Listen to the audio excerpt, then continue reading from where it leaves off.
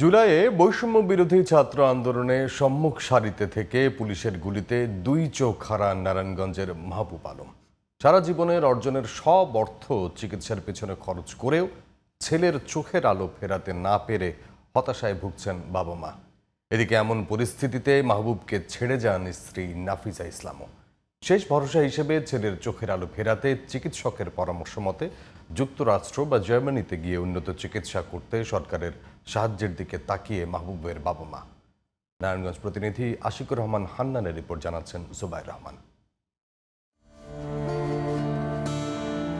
নারায়ণগঞ্জ শহরের মিশনপাড়া এলাকায় মশিউর রহমান ও হালিমা বেগমের দ্বিতীয় সন্তান মাহবুব আলম। বৈষম্য বিরোধী ছাত্র আন্দোলনে 18 জুলাই চাষারায় চোখে গুলি বিদ্ধ হলে ছিঁড়ে যায় চোখের নার্ভ।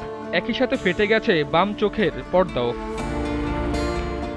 দেশে ব্যর্থ হয়ে ভারত ও থাইল্যান্ডে চিকিৎসা নিয়ে খরচ হয় সারা জীবনের অর্জনের সব অর্থ। তারপরও মাহবুব ফিরে পাননি চোখের আলো।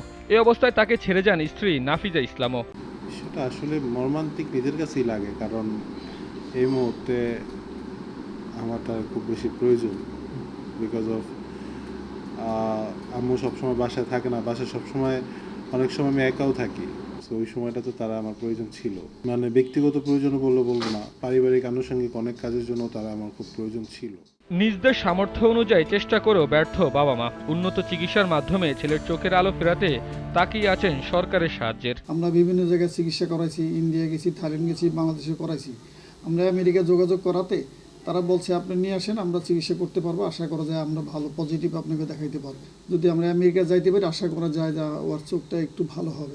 জুলাই গণ অভ্যুত্থানে 2 চোখ হারানো মাহবুবের উন্নত চিকিৎসার আর্থিক সহযোগিতার আশ্বাস দিয়েছেন জেলা প্রশাসক। জেলা প্রশাসনের পক্ষ থেকে যা করণীয় আছে আমরা সেটা করব, এবং আমাদের যে সক্ষমতা আছে আমরা তার মধ্যে থেকে তাকে সহায়তা করব। পরিবারের একমাত্র ছেলে মাহবুব চোখের আলো না থাকলেও ব্রেল পদ্ধতি শিখে আবারও হাল ধরতে চান পরিবারের। জুবাইর রহমান, জিটিভি নিউজ।